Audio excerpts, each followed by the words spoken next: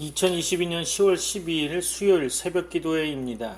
오늘 본문의 말씀은 이사야 19장 1절로 25절 말씀입니다. 제목은 애굽에 대한 메시지라고 정했습니다. 오늘 함께 읽을 본문의 말씀은 이사야 19장 1절로 4절까지만 읽어보겠습니다. 오늘 본문의 말씀을 제가 받들어 봉독하겠습니다. 말씀 속에 하나님의 은혜를 발견하는 여러분 되길 소망합니다. 함께 읽을 본문의 말씀은 이사야 19장 1절로 4절까지만 보겠습니다. 애굽에 관한 경고라. 보라, 여호와께서 빠른 구름을 타고 애굽에 임하시리니 애굽의 우상들이 그 앞에서 떨겠고 애굽인의 마음이 그 속에서 녹으리로다. 내가 애굽인을 격동하여 애굽인을 치리니 그들이 각기 형제를 치며 각기 이웃을 칠 것이요 성읍이 성읍을 치며 나라가 나라를 칠 것이며 애굽인의 정신이 그 속에서 쇠약할 것이요 그의 계획을 내가 깨뜨리리니 그들이 우상과 마술사와 신접한 자와 요술객에게 물으리로다. 내가 애굽인을 잔인한 주인의 손에 붙이리니 포악한 왕이 그들을 다스리리라. 주 만군의 여호와의 말씀이니라. 아멘. 수요일 새벽 공동 기도 제목을 드립니다. 우리가 함께 기도할 제목은 첫 번째 예배의 부흥을 위한 기도입니다. 두 번째 교회 공동체 안에 있는 지체들의 치유와 회복을 위한 기도입니다. 여러분의 기도가 응답되어지길 소망합니다. 이사야를 통해 여러분에게 놀라운 하나님의 은혜와 복이 가득 넘치시기를 축원합니다. 오늘 본문을 상고해 보고자 하는데요. 오늘 본문 내용은 하나님께서 애굽에 대해 말씀하시는 거죠. 그 하나님은 심판자로 빠른 구름을 타고 그곳에 임하실 것입니다. 그때 애굽의 우상들은 그 앞에서 떨 것이며 애굽 사람들의 마음은 녹을 것입니다. 본문에 그렇게 나와 있죠. 하나님께서는 애굽에 내란이 일어나게 하실 것입니다.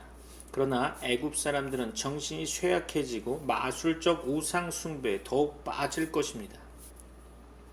하나님께서는 또 애굽 사람들을 잔인한 군주의 손에 붙이실 것입니다. 그 군주는 역사적으로 보면 주전 670년에 애굽을 통일했다고 알려진 심히 포악했던 군주 푸사메티쿠스든지 아니면 그의 아들 느고이었다고 보여집니다. 하나님께서는 나일강을 마르게 하실 겁니다. 강에는 악취가 나고 갈대들과 골풀들도 시들 것이며 그 주위의 밭들에서 농사하는 농부들과 나일강에서 고기 잡는 어부들이 탄식할 것입니다. 애굽 땅에는 먹을 음식이 부족해지고 농부들과 어부들과 수공업자들의 일도 없어질 것입니다. 11절에 언급한 소아는 애굽의 옛 수도로 이스라엘 백성이 살던 고센 땅에 있었고요. 아마도 이스라엘 백성이 애굽에서 출발했던 람셋과 동일하다고 생각됩니다. 소안의 방백들, 즉 애굽 왕의 측근의 방백들은 지극히 어리석고 바로의 가장 지혜로운 모사들은 계획을 마련했을 겁니다. 하나님께서는 애굽에 대해 정하신 뜻, 곧 애굽의 심판에 대해 말씀하고 계시죠. 애굽의 지혜자들이라도 그것은 알지 못하겠죠. 하나님께서 소안과 노베백 방백들에게 뒤틀린 마음을 주셨기 때문에 그들은 애굽으로 잘못 가게 되는 거죠. 참모들이 좋은 조언을 하지 못하면 나라는 평안할 수 없겠죠. 하나님께서는 이 모든 일들을 다 섭리하고 계십니다. 애굽인들은 두려워 떨 겁니다. 그들의 두려워함은 하나님께서 그들 위해 손을 흔드시기 때문이겠죠. 애굽 사람들은 유다 땅을 두려워할 것입니다. 이 세상의 모든 일은 하나님께서 주권적으로 작정하신 대로 이루어지는 것입니다. 애굽 나라의 현재와 미래도 그러할 것입니다. 애굽 안에 5성읍이나 하나님을 알게 되며 그중 하나는 멸망성이라 불릴 것입니다. 이 도시는 고대의 중요 도시인 헬리오폴리스의 뜻인 태양성을 빗대어 말한 것이라고 생각됩니다. 즉 태양성이 멸망의 도시가 되고 후에 하나님을 경외하는 도시로 거듭날 것을 암시하였다고 생각됩니다. 또 애굽 땅 중앙에는 하나님을 섬기는 단이 있을 겁니다. 이것은 하나님을 위하는 표가 될 것입니다. 그들은 그들을 압박하는 자 때문에 하나님께 부르짖을 것이며 하나님께서는 그들에게 한 구원자, 즉 신적 구주를 보내셔서 그들을 건져주실 것입니다.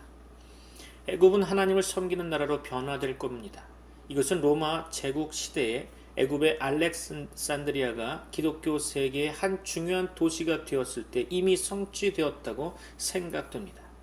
하나님께서는 자기를 애굽에 알게 하실 것이며 애굽 사람들은 하나님을 알고 제물과 예물을 그에게 드리고 경배할 것이며 그에게 서원하고 그대로 행할 것입니다.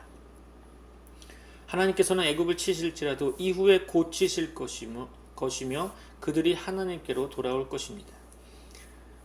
그 하나님은 그들의 간구함을 들으시고 그들을 고쳐주실 것입니다. 하나님께서는 두려운 심판자이시지만 또한 죄인들을 치료하시는 구원자 되십니다. 애굽에는 하나님의 긍휼과 은혜로 구원을 얻을 자들이 있을 겁니다. 하나님께서는 이방 세계에 생명 얻는 회개와 구원의 은혜를 주실 것입니다. 하나님의 구원의 은혜는 이스라엘뿐 아니라 애굽을 포함한 이방 나라들에게도 내려질 것입니다. 이방인들이 하나님의 백성으로 불리고 하나님을 섬기는 특권을 누릴 것입니다. 교회는 하나님의 구원의 은혜를 입은 자들의 모임인 것입니다. 세계복음화는 하나님의 뜻이죠. 말씀을 마무리하려고 합니다. 오늘 본문의 말씀을 몇 가지로 정리하면, 첫째로 하나님께서는 이방 나라 애굽도 통치하신다는 거죠. 둘째로 그 하나님은 특히 애굽 나라의 혼란을 섭리하십니다. 셋째로 그분은 애굽에도 은혜로 구원 얻을 자들을 주실 것입니다. 그 하나님은 애굽 땅 중앙에 여호와를 위한 제단이 있게 하시고 그들이 하나님께 부르짖고 그를 알고 그에게 제물을 드리고 경배하게 하시고 그에게 돌아오고 이스라엘과 아수르와 함께 세상에서 복된 나라가 되게 하실 것입니다. 우리는 하나님의 은혜를 감사해야 할 것입니다. 하나님의 은혜가 충만하길 소망합니다. 여러분을 축복합니다. 기도하겠습니다. 여러분을 위해 축복 기도하고자 합니다. 민수기 6장에 근거한 아론의 축복 기도를 현대어로 각색해서 축복 기도하고자 합니다. 기도합니다. 하나님께서 여러분에게 복을 주시고 여러분을 모든 환난 가운데서 지키시기를 원하며, 또한 하나님께서 여러분에게 자비와 은혜 베푸시기를 원하며, 아울러 하나님께서 인자하게 여러분을 바라보시며 여러분에게 평안 주시기를 원합니다. 아멘. The Lord bless you and keep you. The Lord make his face shine on you and be gracious to you. The Lord lift up his countenance on you and give you peace. Amen.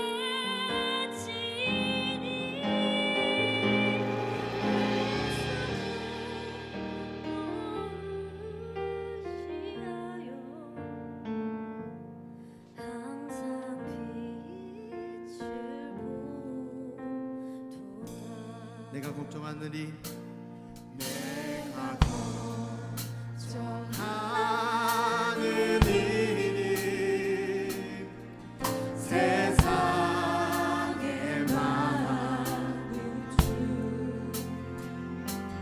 속에 심하게 걱정 늘 시험하려고. 다시 한번 고백합니다. 내가 걱정하느니 내가 걱정하는 일이 세상에 많은 주 속에 근심밖에 걱정 늘 시험하려고. 예수 보배로